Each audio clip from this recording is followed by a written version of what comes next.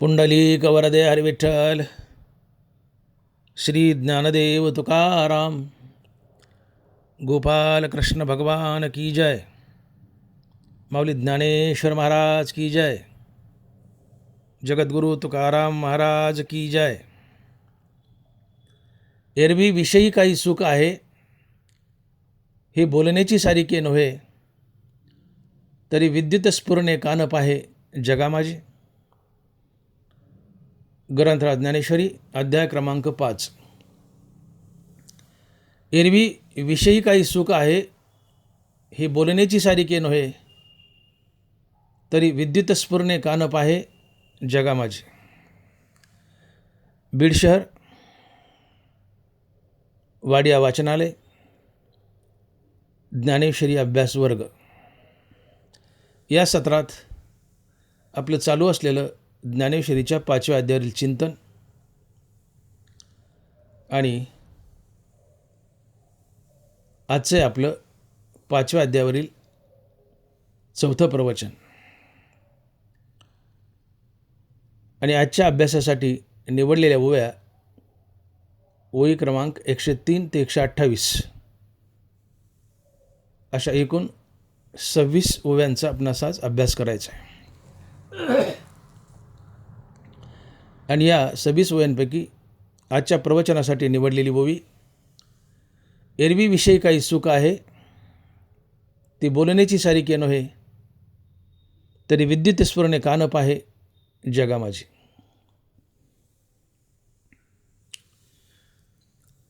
कालच्या 5व्या अध्यायावरील 3ऱ्या प्रवचनात आपण पाहिलं, ज्ञानोबा म्हणतायत,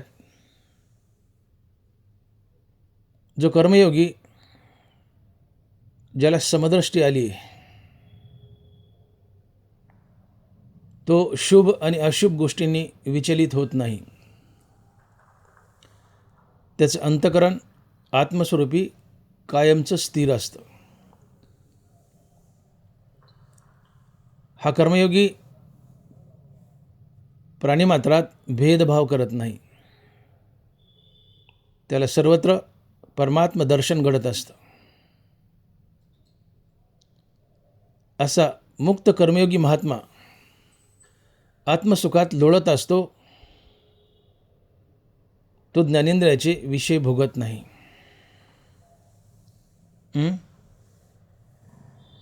साधी गोष्ट आहे. मुक्त असा कर्मयोगी भगवत स्वरूपाला प्राप्त झालाय, जो आत्मानंदात लोळतोय.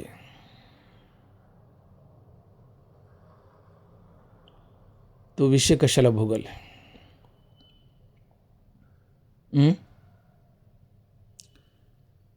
जसं की एखादा चकोर पक्षी कमळाच्या पाकळ्यात चंद्रातील किरणाचं अमृत सेवन करतोय, तो चकोर पक्षी नदीला जाऊन वाळूचे कण कशाला चाटत बसेल? तसं जो कर्मयोगी महात्मा आत्मसुखात लोळतोय, तो विषयरूपी वाळूचे कण कशाला चाटत बसेल? सांगे कुमुद दळाचे निताटे, जो जीवेला चंद्रकिरणे चोखटे, तो चकुरू काय वाळवंटे चुंबित असे. नरबराय बोलतायत की चकोर पक्षी कमळाच्या पाकळ्यात चंद्राच्या किरणातील अमृताचं भोजन करतो. तो चकोर पक्षी नदीला जाऊन वाळूचे कण चाटत बसत नाही. तसा एक मुक्त आत्मज्ञानी कर्मयोगी जो आत्मसुखात लोळतोय, तो विषयरूपी वाळूचे कण चाटत बसत नाही. अर्थात कर्मयोगी पूर्णतः विषयांचा त्याग करतो.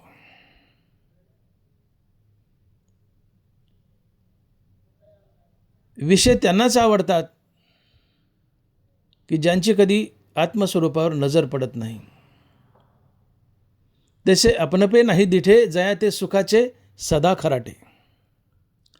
तैसे आपणापे नाही दिठे, जया स्वसुखाचे सदा खराटे, तयासीच विषय हे गोमटे आवडते. कुणाला आवडतात विषय? ज्याची कधी आत्मस्वरूपावर नजरच पडत नाही, ज्याला देव आवडत नाही, ज्याला भगवत प्राप्तीची ओढ नाही, अशा माणसांना विषय आवडतात. परंतु ज्यांनी मोक्ष प्राप्त केला आहे, जो आत्मानंदात लोळतोय, असा मुक्त कर्मयोगी ज्ञानेंद्रियाच्या विषयाकडे डोंगूनही पाहत नाही. तो आता आत्मानंदात तृप्त आहे. मग विषय आवडतात ते अशा माणसांना की ज्यांना भगवत प्राप्तीची ओढ नाही, मोक्ष प्राप्तीची ओढ नाही, अशाच माणसांना विषय आवडतात.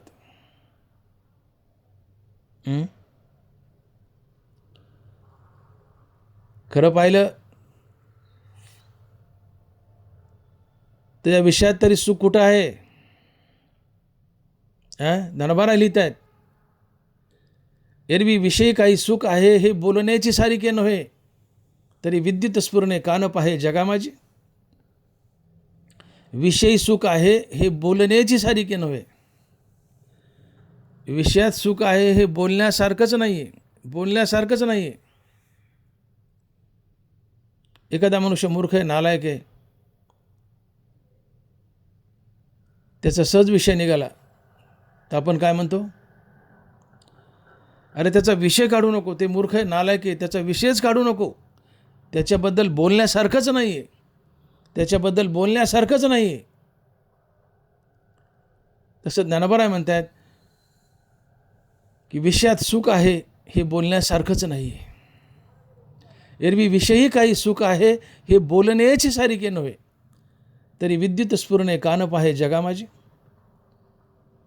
माऊली म्हणतायत की विषयात सुख आहे हे बोलण्यासारखंच नाही आहे, अर्थात विषयात सुख नसतंच. विषयात दुःखच दुःख आहे, तरी विषयी पामर लोक या दुःखालाच सुख म्हणतात आणि विषयाचं दुःखच सुख म्हणून कवटळत बसतात. ना तरी भौमा नाम मंगळू रोहिणे ते म्हणती जळू, तैसा सुख प्रवादू बरळू विषय कुहा. तैसा सुख प्रवादू बरळू विषय कुहा. मंगळ, ग्रहाचं नाव मंगळ पण असतो अमंगळ.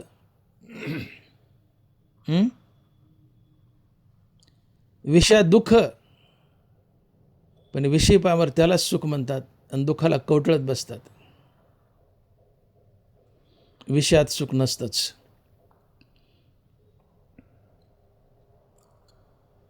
जशी पुवातली किडे, पुवातले जंतू पुवाची किळसी घेत नाहीत, पुवातल्या जंतूला पुवाची किळस येत नाही, तसं विषय माणसाला विषयाची किळस येत नाही. विषयात सुख नाहीच आहे, विषयात दुःखच आहे, पण त्या दुःखाला सुख समजतात आणि त्या दुःखाला आणि विषयाला कवटळत बसतात.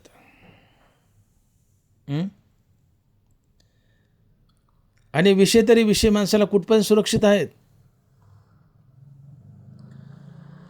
ज्ञानोबा म्हणतात एखादा नाग फणी काढून बसलाय आणि त्या नागाच्या फणीच्या सावलीला उंदीर येऊन बसलाय. उंदीर उंदीर कुठपर्यंत सुरक्षित आहे? सापाची नजर पडली नाही तोपर्यंत. त्या नागानं पाहिलं की तो नाग त्या उंदराला खाऊन टाकतो. नागाच्या फणीच्या सावलीत उंदीर सुरक्षित आहे का? नाही, त्याला धोका आहे. तसं विषय भोगाती फार मोठा धोका आहे. ज्ञानोबा लिहित आहेत, तसे विषयाचे ध्यान विपाय वाहे मन, तरी एसने पतन गिवन सीत पावे. विषयाचे ध्यान विपाय वाहे मन, तरी एस आणि पतन गिवंसित पावे. साधं विषयाचं ध्यान जरी केलं तर तुमचं पतन होईल. म्हणले विषय भोगल्यावर तर होईलच. इतके विषय घातक आहेत. अर्थात ज्ञानेंद्रियाचे विषय जर भोगले तर जो मनुष्य विषय भोगतो तो नरकालाच जातो, त्याचं पतनच होतं. तसे विषयाचे ध्यान विपाय वाहे मन, तरी एसने पतन गिवंसित पावे. तुम्ही विषय भोगले की तुमचं पतन होतं, तुम्ही नरकालाच जाता. कारण विषय भोगातून पुण्य आणि पापाची निर्मिती होते. पुण्य कमी असतं, पाप जास्त असतं, आणि पाप तुम्हाला नरकाला नेतं. सुख पाहता जबा पाडे, दुःख पर्वता एवढे. विषयात पुण्य अल्पस, पाप जास्त, आणि पाप तुम्हाला नरकाला नेतं. आणि म्हणून मासा तोपर्यंत सुरक्षित आहे जोपर्यंत त्यांनी आमिष गिळलं नाही. माशानं आमिष गिळलं, तो दावना गिळला की ज्या गळात दावना लावलेला आहे तो गळ त्या माशाच्या नरड्यात आरपार शिरतो आणि माशाचा जीव घेतो. तसं तुम्ही विषय भोगले, पापाची निर्मिती, तुमचं पतन होतं, तुम्ही नरकाला जाता, तुमचा घात होतो. आणि म्हणून विषयभोगी जे सुख ते सांदेत्याची जाण दुःख, परी काय की जे मूर्ख न सेविता न सरे. नरवाला म्हणतात विषयभोगातलं सुख हे संपूर्णतः दुःखच आहे. पण विषयसेवक जे मूर्ख आहेत त्या दुःखाला सुख म्हणतात आणि त्या दुःखाला सुख म्हणून कवटाळतात आणि विषय भोगतात. विषयातलं सुख हे पंडुरोगानं फुगलेला मनुष्य म्हणजे त्याचं आरोग्य नसते, त्याचं बाळसं नसते. बाळसं वेगळं, सूज वेगळी. बाळशात ताकद असते, ताकद वेगळी आणि सूज वेगळी. ताकदीत आरोग्य असते, मनुष्य निरोगी असतो, परंतु सुजेत बिमारी असते. पंडुरोग झाल्यावर जसे माणसाचे हातपाय सुजतात, हातपाय सुजले ते मोठाले दिसतात, बाळसेदार दिसतात, पण ते बाळसं नसून रोग असतो. तसं विषयभोगात दाटोमोठी सुख दिसतं, परंतु ते सुख नसून पूर्णतः दुःख असतं. आणि मग ज्ञानवारा लिहित आहेत की म्हणून विषयभोगी जे सुख ते सांदेत्याची जाण दुःख, परी काय की जे मूर्ख न सेविता न सरे. विषयभोगात संपूर्णतः दुःखच आहे, विषयात सुख नसतंच. आणि म्हणून ज्ञानोबा बोलत आहेत की एरवी विषयी काही सुख आहे हे बोलण्याची सारिके नव्हे, तरी विद्युत स्फुरणे कान पाहे जगा माझी. विषयात सुख नसतंच, विषयात सुख आहे हे बोलण्यासारखंच नाही आहे. जसं अंधारी रात्र आहे, आभाळ आले, पाऊस पडतोय, वीज चमकावी, ते विजेचं चमकणं किती असतं? क्षणिक असते, काही सेकंदाचं. त्या विजेच्या प्रकाशावर आम्हाला आमचा व्यवहार करता येत नाही, नांगूर हाणता येत नाही, आवत हाणता येत नाही, दुकानदारी करता येत नाही. विजेच्या प्रकाशावर व्यापार करता येत नाही. तो प्रकाश क्षणिक असतो. तसं विषयातही सुख नसतंच, पण लोकाला वाटतं सुख आहे, ते दाटोमोठी सुखही क्षणिक असतं. खरं तर ते सुखच नसतंय, पण विषय माणसाला ते सुख वाटतं, ते अतिशय क्षणिक असतं. किती? तर विजेच्या प्रकाशा एवढा, क्षणभर, काही सेकंदच. हनुमंत ज्ञानोबा म्हणतात, एरवी विषयी काही सुख आहे, हे बोलण्याची सारिके नव्हे, तरी विद्युत स्फुरणे कानप आहे जगा माझी. विषयात सुख आहे बोलण्यासारखंच नाही आहे, अर्थात विषयात सुख नसतंच. मग असा प्रश्न उभा राहतो की विषयात सुख नसतं, मग विषयात सुख नसतानाही विषयात सुख आहे असं आम्हाला का वाटतं? कळतंय मी बोललेलं? विषयात सुख नसतंच, परंतु तरीसुद्धा विषयात सुख आहे असं वाटतं, असं का होतं? तर याचं कारण मनुष्याला इच्छित विषय प्राप्त होणे आणि मनाची अंतर्मुखता साधणे या दोन्ही गोष्टी एकदाच घडतात. माझं वाक्य नीट ऐका. मनुष्याला इच्छित विषय प्राप्त होणे आणि मनाची अंतर्मुखता साधणे या दोन्ही गोष्टी एकदाच प्राप्त होतात. आणि मग हे विषय प्राप्त झालाय आणि मन अंतर्मुख झाले, या दोन्ही क्रिया एकदाच घडतात. दोन्ही क्रिया एकदाच घडतात. विषय प्राप्त झालाय आणि तात्काळ मन अंतर्मुख झाले. हे अंतर्मुख झालेलं मन हृदयस्थ रामाला जाऊन भेटतं. हे मन हृदयस्थ रामाशी एकरूप होतं आणि हृदयस्थ रामापासून सुखाचा प्रभाव वाहून आणतं आणि विषयात मांडतं आणि विषयाला गोडी आणतं. विषय मूळचे सुखरूप नसतातच. मग विषय सुखरूप नसतानाही सुखरूप वाटतात. याचं कारण इच्छित विषय प्राप्त होणे आणि मनाची अंतर्मुखता साधणे, दोन्ही गोष्टी एकदाच घडतात. हे अंतर्मुख झालेलं मन हृदयस्थ रामापासून सुखाचा प्रभाव वाहून आणतं आणि विषयात मांडतं आणि विषयाला गोडी आणतं. आणि म्हणून विषय सुखरूप नसतानाही सुखरूप वाटतात. एकदा एक मनुष्य गुलाबजामुन खात होता. मटक्या मारत गुलाबजामुन खात होता. त्याला गुलाबजामुन खाण्यात आनंद येतोय, मजेने गुलाबजामुन खातोय. गुलाबजामुन त्याला सुख देत आहेत त्याच्या दृष्टीनं. गुलाबजामुन सुख देत नाहीत, पण त्याच्या दृष्टीनं गुलाबजामुन त्याला सुख देत आहेत. तेवढ्यात त्याची बायको पळत येते आणि मोठ्याने ओरडते, म्हणते, धनी आपले दोन्ही बैल मेले, धनी आपले दोन्ही बैल मेले. तेवढ्यात तो गुलाबजामुन खाणारा मनुष्य गुलाबजामुनचं ताट पुढे ढकलतो आणि मोठ्यानं रडू लागतो, ओक्साबोक्सी. आता काय आपल्यासारखे खोडील असतात भोवताली. एक मनुष्य म्हणतो, मामा खा ना हो गुलाबजामुन, मामा खा ना हो गुलाबजामुन. तो म्हणतो, आता कसे गोड लागतील? का गोड लागणार नाहीत? का त्यातली साखर पडून गेली का? त्यातला पाक पडून गेला का? तेच गुलाबजामुन बैल मारायच्या आधी गोड लागत होते, आता बैल मेले, गुलाबजामुन गोड लागणार का? तर बैल मारायच्या आधी गुलाबजामुन खाताना त्याचं मन अंतर्मुख झालं होतं, हृदयस्थ रामाला भेटलं होतं आणि हृदयस्थ रामापासून सुखाचा प्रभाव वाहून आणून त्या गुलाबजामुनमध्ये मांडत होतं. आणि म्हणून त्याला गुलाबजामुन गोड लागत होते. म्हणून गुलाबजामुन गोड लागत होते. गुलाबजामुन साखरेमुळे गोड लागत नव्हते. साखरेमुळे म्हणत, साखर आता बी आहे ना.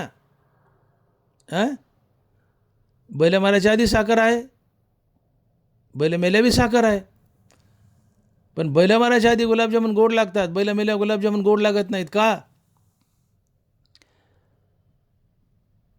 तर गुलाबजामुन साखरेमुळे गोड लागत नव्हते. गुलाबजामुन खाताना मन अंतर्मुख झालं, हृदयस्थ रामाला भेटले, हृदयस्थ रामापासून सुखाचा प्रभाव वाहून आणला आहे आणि गुलाबजामुनमध्ये मांडला आहे आणि गुलाबजामुन गोड लागत आहेत. पण आता बैल मेले या बातमीने त्या माणसाचं मन विचलित झालं. मन हृदयस्थ रामापासून तुटलं, बहिर्मुख धावू लागलं. बैल मेले, त्या बैलाच्या दिशेने मन धावू लागलं. मग आता मन तर बैलाच्या दिशेने धावलं आहे. मग मन अंतर्मुख होऊन हृदयस्थ रामापासून सुखाचा प्रभाव वाहून आणून गुलाबजामुनमध्ये मांडण्यासाठी तिथं मन नाही आहे. तिथं मन नाही आहे, ते बैलाच्या दिशेने धावलं आहे. आणि म्हणून गुलाबजामुन गोड असूनही गोड लागत नाहीत. गुलाबजामुन गोड असूनही गोड लागत नाहीत.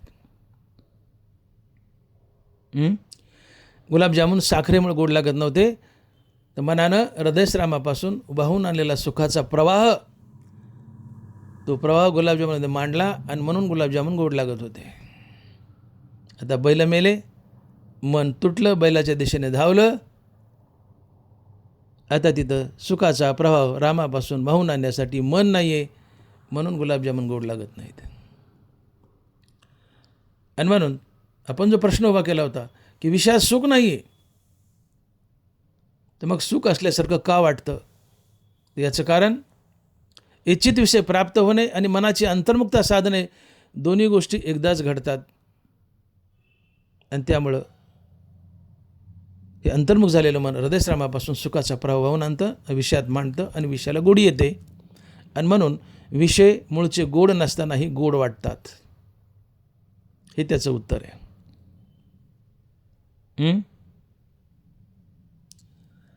सुखाची व्याख्या करताना धनबाराय लिहित आहेत, किंबहुना सोये जीव आत्मयाची लाहे, ते तजे होय तया नाव सुख. आणि ऐशी अवस्था न जोडिता पार्था, जिजे ते सर्वथा दुःख जाणे. कुठल्याही कारणामुळं, प्रामुख्याने हरिनामामुळं तुम्ही रामनाम घेतायत, तात्काळ तुमचं मन अंतर्मुख होतं. हे अंतर्मुख झालेलं मन हृदयस्थ रामाला भेटतं. हृदयस्थ रामच सुखरूप आहे, बाकी जगत दुःखरूप आहे. फक्त हृदयस्थ राम सुखरूप आहे. हा हृदयस्थ राम सुखाची टिपी घेऊन हृदयात उभा आहे. तुम्ही रामनाम घेतायत, रामनामानं तात्काळ तुमचं मन अंतर्मुख झालेलं मन हृदयस्थ रामाला भेटतं. आणि मन आणि हृदयस्थ राम यांच्या भेटीतून मनाला स्थिरता लाभते आणि मनाच्या स्थिरतेतून येणारा अनुभव हे सुख असतं. आणि ज्यावेळेस तुम्ही रामनाम घेत नाहीत, त्यावेळेस तुमचं मन हृदयस्थ रामापासून तुटतं, ते बहिर्मुख धावू लागतं. आणि हृदयस्थ रामापासून तुटलेलं मन बेचैन अस्थिर असते आणि मनाची बेचैनी अस्थिरता हे दुःख असते. किंबहुना सोये जीव आत्मयाची लाहे, ते तजे होय तया नाव सुख. आणि ऐसी अवस्था न जुडिता पार्था, जिजे ते सर्वथा दुःख जाणे. मनाची स्थिरता हेच सुख, मनाची अस्थिरता हेच दुःख. मनाची शांती हेच सुख. आणि मग तुकोबराय लिहित आहे, शांती परते नाही सुख, येरा वगेची दुःख. सुख आणि दुःख ह्या दाखवायच्या गोष्टी नाहीत. सुख दुःख हा एक अनुभव आहे, ही एक फिलिंग आहे, जाणीव आहे. सुख दुःख हा एक अनुभव आहे. मनाच्या स्थिरतेतून येणारा अनुभव हे सुख आणि मनाच्या अस्थिरतेतून येणारा अनुभव हे दुःख आहे. मग मनाची स्थिरता हरिनामानं साधते. तुम्ही हरिनाम घेतले, तात्काळ मन अंतर्मुख झालेलं मन हृदयस्थ रामाला भेटतं. मन आणि हृदयस्थ राम यांच्या भेटीतून मनाला स्थिरता लाभते. मनाच्या स्थिरतेतून येणारा अनुभव हे सुख आहे. एक गोष्ट झाली. शिवाय तुम्ही विषय भोगता, इच्छित विषय प्राप्त होणं आणि मनाची अंतर्मुखता साधणं दोन्ही गोष्टी एकदाच घडतात. हे अंतर्मुख झालेलं मन हृदयस्थ रामापासून सुखाचा प्रभाव वाहून आणतं आणि विषयात मांडतं आणि विषयाला गोडी आणतं. विषय मूळचे गोड नसतात. हे मन विषयाला गोडी आणतं. हे सुखाचं दुसरं कारण. आणि सुखाचं तिसरं कारण, हरिनाम हे स्वतः सुखरूप आहे. देह सादर पाहावा निश्चित, सर्व सुख हे तर नाम आहे. सर्व सुख हे तर नाम आहे. हरिनाम मूळचं सुखरूप आहे. हरिनाम घेतलं की तुम्हाला सुख लाभतंच. या 3 कारणामुळं तुम्हाला सुखाची प्राप्ती होते. आणि म्हणून भंडाऱ्या डोंगरावर फाटक्या कपड्यात राहणारे तुकोबराय अफाट सुखात जगतात. आणि महाराज म्हणतात, माझ्या सुखाचं कारण सांगू का? माझ्या सुखाचं कारण सांगू का? आम्ही तेने सुखी, मना विठ्ठल विठ्ठलमुखी. मना विठ्ठल मुखी. बाबांनो, माझ्या सुखाचं कारण सांगतो. मी भंडारा राहतो, राहायला घर नाही, अंगावर नीट कपडा नाही, पण मी अफाट सुखात जगतो. का? मी सातत्याने विठ्ठलाचं नाम घेतो म्हणून सुखी आहे. विठ्ठल म्हणलं की तात्काळ मन अंतर्मुख झालेलं मन हृदयरामाला भेटतं. मन आणि हृदयराम यांच्या भेटीतून मनाला स्थिरता आणि मनाच्या स्थिरतेतून येणारा अनुभव हे सुख आहे. मनाच्या स्थिरतेतून येणारा अनुभव हे सुख आहे. आणि म्हणून सुखाचा संबंध धनाशी नाही, पैशाशी नाही, कशाशी नाही. ज्याच्या मुखात हरिनाम फक्त तोच सुखी. कारण हरिनाम घेतलं की मन तात्काळ अंतर्मुख हृदयरामाला भेटतं. मन आणि हृदयराम यांच्या भेटीतून मनाला स्थिरता लाभते. मनाच्या स्थिरतेतून येणारा अनुभव हे सुख आहे. तुमच्या खिशात 10 रुपये नाहीत पण तुम्ही रामनाम घोकतायत. खिशात रुपये नाही पण रामनाम घोकतायत. राम म्हटलं तात्काळ अंतर्मुक्ता, मनाची अंतर्मुक्ता, मन आणि हृदयराम यांची भेट, या भेटीतून मनाला स्थिरता, मनाची स्थिरता हे सुख आहे. मनाच्या स्थिरतेतून येणारा अनुभव हे सुख आहे. मग सुखाचा संबंध पैशाशी नाही आहे. तुम्ही कोट्याधीश आहात, अब्जाधीश आहात, पण रामनाम घेत नाहीत. तुम्ही नंबर 1चे दुःखी आहेत. तुम्ही नंबर 1चे दुःखी आहे. का तुम्ही रामनाम घेतलं तर मन अंतर्मुख झालं तर हृदयरामाला भेटतं, मन स्थिरावतं. मनाच्या स्थिरतेतून येणारा अनुभव सुख आहे. तुम्ही कोट्याधीश आहेत, रामनाम घेत नाहीत, मन स्थिरावत नाही. ते हृदयरामापासून तुटतं, बहिर्मुख धावतं, ते बेचैन अस्थिर होतं. बेचैनी अस्थिरता हे दुःख असते. कोट्याधीश आहात पण दुःखी आहात का? मन अस्थिर आहे, बेचैन आहे. जवळ रुपये नाही पण सुखी आहात का? मुखात रामनाम आहे. राम म्हटलं की अंतर्मुख झालेलं मन हृदयरामाला भेटतं. मन आणि हृदयराम यांच्या भेटीतून मनाला स्थिरता लाभते. मनाची स्थिरता, मनाच्या स्थिरतेतून येणारा अनुभव हे सुख असतं आणि मनाच्या अस्थिरतेतून येणारा अनुभव हे दुःख असतं.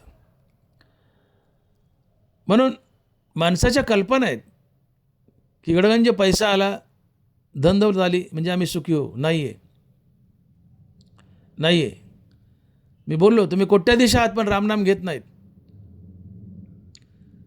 तुमचं मन हृदयरामापासून तुटतं, बहिर्मुख धावतं.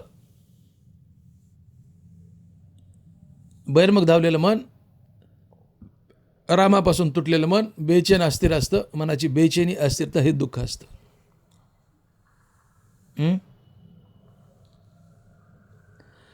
आणि म्हणून तुम्ही रामनाम जर घेतलं नाही तर तुम्हाला श्रम होईल, तुम्हाला दुःख होईल. रामनाम घेतलं तर तुमचा श्रम निघून जाईल, तुम्हाला सुख होईल. रामनाम घ्या, सुखी व्हाल.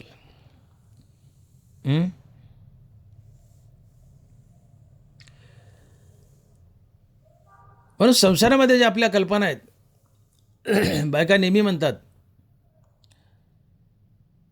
माझ्या लेकीला सुख नाही, माझ्या लेकीला सुख नाही, माझी लेक नांदायला गेली, माझ्या लेकीला सुख नाही. आईला वाटतं मुलीच्या घरी गाड्या घोड्या, पैसा असला, बंगले असले, मोटरी असल्या म्हणजे माझी लेक सुखात राहील. लेकीच्या घरी गाड्या घोड्या, बंगले सगळे, पैसा सगळे, पण लेक जर रामनाम घेत नसेल तर तिच्या इतकी दुःखी तीच. धनदौलत असूनही तिच्या इतकी दुःखी तीच. धनदौलत आहे पण मुखात रामनाम नाही आहे. मन हृदयरामापासून तुटतं, बहिर्मुख धावतं, बेचैन होतं. मनाची बेचैनी, अस्थिरता हे दुःख. धनदौलत असूनही तुम्ही दुःखी असता का? तर मुखात राम नाही, मुखात रामनाम नाही. पण गरीब आहेत, खिशात 10 रुपये आहेत खिशात, पण निरंतर रामनाम आहे. तात्काळ मनाची अंतर्मुख झालेलं मन हृदयरामाला भेटतं. मन आणि हृदयराम यांच्या भेटीतून मनाला स्थिरता लाभते. मनाच्या स्थिरतेतून येणारा अनुभव हे सुख असतं. आणि म्हणून धनाचा आणि सुखाचा अजिबात संबंध नाही. सुखाचा संबंध आहे तो रामनामाशी. जो रामनाम घेईल तोच सुखी, रामनाम घेणार नाही तोच दुःखी. तुका म्हणे राम न म्हणता अवघा श्रम. तुका म्हणे राम न म्हणता अवघा श्रम. तुम्ही राम नाही म्हटले की तुम्हाला श्रम होणार का? तर मन बहिर्मुख, बेचैन, मनाची बेचैनी हे दुःख. राम म्हटलं मन अंतर्मुख, मन हृदयश्रामाला भेटेल, स्थिरावेल. मनाच्या स्थिरतेतून येणारा अनुभव हे सुख आहे. सुखाचा पूर्णतः संबंध रामनामाशी आहे. आणि म्हणून विषयात सुख नसतानाही सुख असल्यासारखं वाटतं. त्याचं कारण इच्छित विषय प्राप्त होणं आणि मनाची अंतर्मुखता साधणं, दोन्ही गोष्टी एकदाच घडतात. हे अंतर्मुख झालेलं मन हृदयश्रामापासून सुखाचा प्रवाह होऊन आणतं, विषयात मांडतं आणि विषयाला गोडी आणतं. एक इलेक्ट्रिक डीपी आहे. डीपीमध्ये करंट गच्च भरला आहे. इकडं चांगला छानसा बल्ब लावला आहे. डीपीतला करंट बोर्डात येतो, बोर्डातून वायरमार्फत बल्बपर्यंत जातो, बल्ब लागतो. पण आता बोर्डावरचं फ्यूज काढलं, बल्ब विझतो. का? डीपीतला करंट आणि बल्ब यांचा संबंध तुटला आहे. मग यांचा संबंध जोडायचा तर बोर्डावर फ्यूज टाकावं लागतं. तसं मन फ्यूजचं काम करतं. डीपीत करंट आहे, बल्ब चांगला आहे, बल्ब लागावं यासाठी फ्यूज टाकलं, बल्ब लागतो. फ्यूज काढलं, बल्ब विझतो.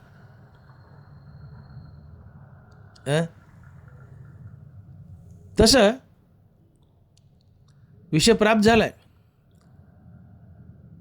मन अंतर्मुख झालंय, हृदयश्रामाला भेटले, हृदयश्रामापासून सुखाचा प्रवाह वाहून आणला आणि विषयात मांडलाय, विषयाला गोडी आणली. इथं मनानं फ्यूजचं काम केलंय. मन फ्यूज आहे, डीपी आणि बल्बाला जोडतं, विषय आणि सुखाला जोडतं.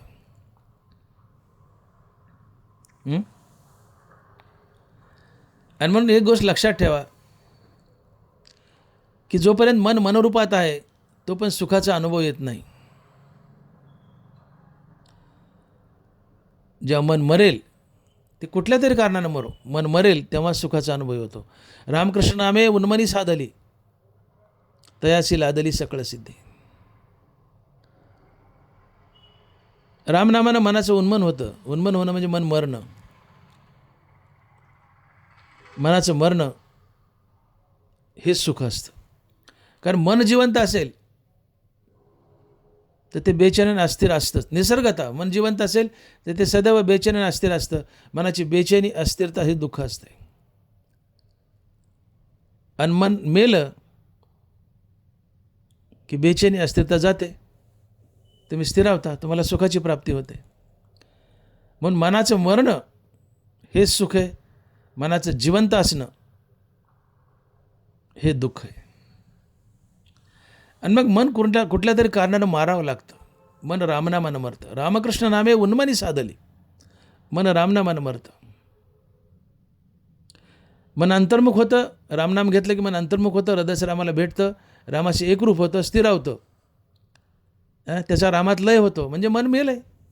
तिथे त्याची लयरूप असो की आत्यंतिक असो, तिथं निवृत्ती होते. मग थोडा वेळ असो की पूर्णता असो, त्याचं अस्तित्व संपतं. त्याचं अस्तित्व संपलं म्हणजे ते मेलंच. मन मेलं, सुखाचा अनुभव येतो. पण रामनाम घेत नाहीत, मन ताजतवान असतं, बहिर्मुख धावतं, बेचैन असतं. बेचैनी, अस्थिरता हे दुःख असते. पण मनाचं जिवंत असणं हेच दुःख आहे, मनाचं मरणं हेच सुख आहे. आणि मनाचं मरणं ही मुक्तीसुद्धा आहे. मन क्षणभर मेलं, त्या काळात सुख मिळेल. मन कायमचं मेलं, कायमचं सुख, कायमची मुक्ती. अंतर्मुख मनोवृत्ती आनंदा प्रतिबिंबिती. मन जेव्हा जेव्हा अंतर्मुख होऊन हृदयश्रामाला भेटेल तेव्हा तेव्हा तुम्हाला आनंदाची परिस्थिती येईल. अंतर्मुख मनोवृत्ती आनंदा प्रतिबिंबिती. कारण अंतर्मुख झालेलं मन हृदयश्रामाला भेटून स्थिरावतं, हृदयश्रामाला भेटून स्थिरावतं, मनाची स्थिरता सुख असतं. आणि म्हणून आजच्या परिस्थितीत धनवराय विधान करतायत की एरवी विषयी काही सुख आहे हे बोलण्याची सारिके नव्हे, तरी विद्युत स्फुरणे कान पाहे जगा माझी. विषयात सुख नसतंच आणि विषयात सुख आहे असं म्हणणं हा मूर्खपणा आहे. विषयात सुख आहे असं म्हणणं हे दुःखालाच सुख म्हणल्यासारखं आहे. आज माणसं संसारात किती बेचैन आहेत बघा. सासू सुनाचं पटत नाही, बाप लेकाचं पटत नाही. सून म्हणते मला माझ्या सासूने त्रास दिला, बाप म्हणतो माझ्या पोराने त्रास दिला. पण इथं कोणीच कोणाला त्रास देत नाही. नरोबरा म्हणतात तुमच्या जीवनात सुखदुःख जे येतं ते तुम्ही स्वतःहून निर्माण करता.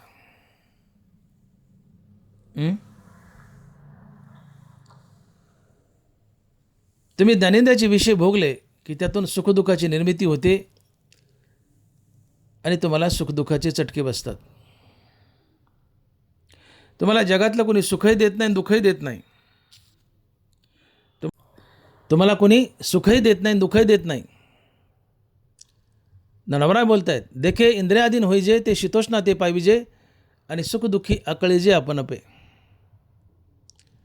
देखे इंद्रियाधीन होईजे ते शीतोष्णा ते पाविजे आणि सुखदुःखी आकळीजे आपण अपे.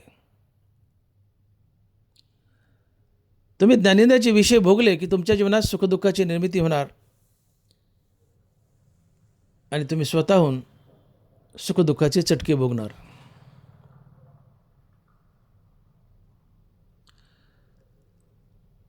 सासू म्हणते सून त्रास देते किंवा सून म्हणते सासू त्रास देते, बाप म्हणतो मुलगा त्रास देतो, बायको म्हणते नवरा त्रास देतो. नवरा म्हणतात तुम्हाला कोणी त्रास देत नाही, तुम्हाला कोणी सुखही देत नाही, दुःखही देत नाही. तुम्ही तुमच्या जीवनात स्वतः सुखदुःखाची निर्मिती करता आणि सुखदुःखाचे चटके भोगता. का तर तुम्ही ज्ञानेंद्रियाचे विषय भोगता. उदाहरण सांगतो पुढं चलतो. कान हा ज्ञानेंद्रिय, 5 ज्ञानेंद्रियत कानाचं उदाहरण सांगतो.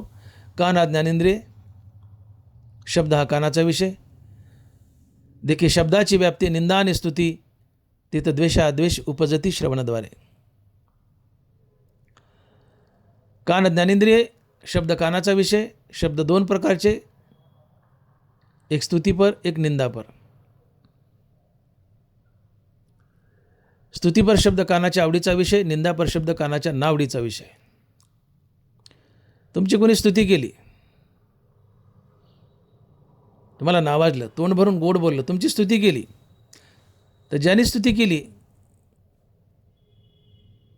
तात्काळ त्या स्तुती करणाऱ्या माणसाबद्दल तुमच्या मनात राग म्हणजे प्रीतिप्रेम, हे रागद्वेष. स्तुती करणाऱ्या माणसाबद्दल तुमच्या मनात राग अर्थात प्रेम निर्माण होतं. तुम्ही त्याच्याबरोबर सद्वर्तन करता, परोपकार करता त्याच्यावर, आणि सद्वर्तनातून परोपकारातून पुण्याचा जन्म होतो. पुण्य परोपकारा पाप ते परपिडा. तुमची कोणी स्तुती केली, ज्याने स्तुती केली तात्काळ त्याच्याबद्दल राग, प्रीती, प्रेम, त्यातून परोपकार, सद्वर्तन, आणि या परोपकारातून सद्वर्तनातून पुण्य. आता तुमची कोणी निंदा केली, घाणघाण बोललं, आता अहंकार सुप्त अवस्थेत दडलेला असतो, तो आतून ढुसणी मारतो, म्हणतो बघ त्यांनी तुझी निंदा केली.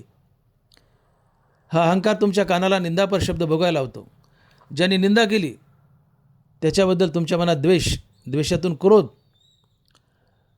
क्रोधातून गलिच्छ वर्तन, हाणामारी, परपिडा, परपिडेतून पाप. तुमच्या जीवनात पुण्य आणि पाप आलं. हे पुण्यपाप संसारात तर बांधतंच.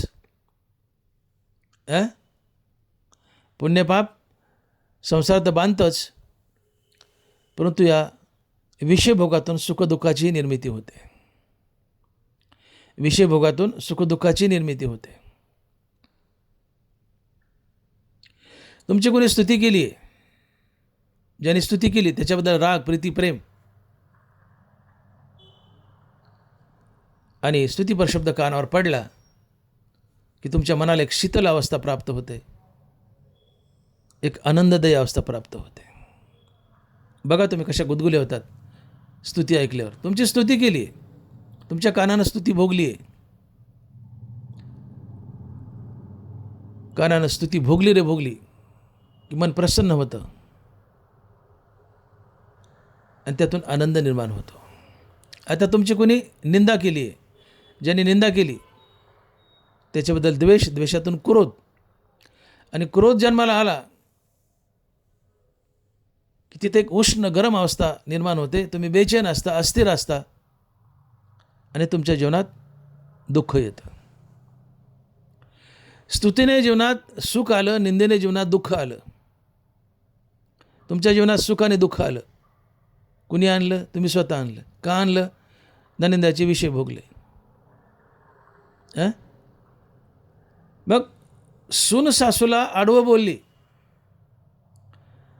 सासूच्या कानानं सुनेचा निंदापर शब्द भोगला. सासूला सुनेबद्दल द्वेष, द्वेषातून क्रोध, क्रोधातून भांडण, उष्ण गरम अवस्था, बेचैनी, बेचैनी दुःख असतं.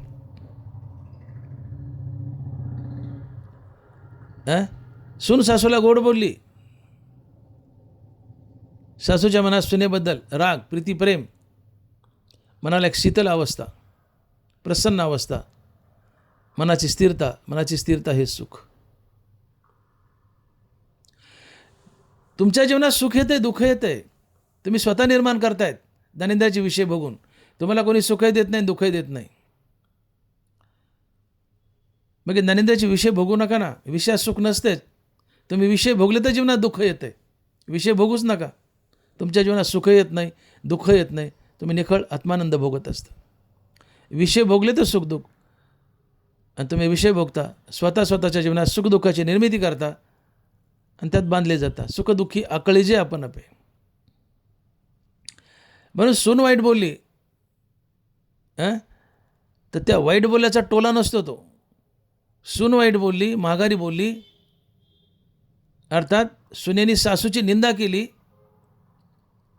तर सासूला सुनेबद्दल द्वेष, निंदा केल्यामुळं द्वेष, द्वेषातून क्रोध, क्रोधातून भांडण तर आलं, पण क्रोधातून आपल्या मनाला बेचैनी, अस्थिरता, आणि मनाची बेचैनी, अस्थिरता हे दुःख असते. सून माघारी बोलली याचा टोला नाही बसला. सून माघारी बोलली म्हणून द्वेष, क्रोध, आणि त्यातून मन बेचैन आहे, अस्थिर आहे. ही मनाची बेचैनी, अस्थिरता हे दुःख असते. या बेचैनीनं, अस्थिरतेनं तुम्हाला टोला दिला, दुःखी बनवले. का? तर तुम्ही ज्ञानिंदाचे विषय भोगता. आणि मग ज्ञानिंदाचे विषय भोगू नका ना. ज्ञानिंदाचे विषय, निंदास्तुती भोगू नका. जीवनात सुख येत नाही, दुःख येत नाही. जीवनात पुण्य नाही, पाप नाही. संसार बंधने जातं, जीवनातून सुखदुःखही जातात. तुम्ही निखळ आत्मानंद भोगता. आणि मग विषयातून पदरी पडलं तर दुःखच पदरी पडतं. पण या दुःखालाच आम्ही सुख म्हणतो, कवटळीत बसतो. आणि मग ज्ञानोबा लिहित आहेत की म्हणून विषयभोगी जे सुख ते सांदेत्यचु जान दुःख, परी काय की जे मूर्ख न शिविता न सरे. विषयातलं सुख हे दाटूमुटे, ते दुःखच असतं. पण मूर्ख लोक या दुःखाला सुख म्हणतात, आणि विषयाला आणि त्या दुःखाला कवटाळत बसतात. आणि म्हणून विषय भोगू नका. दानिंद्राचे विषय भोगू नका. जीवनात सुखही नाही, दुःखही नाही. विषयात सुखच नसतंय, पण विषयात सुख नसताना सुख आहे असं वाटतं.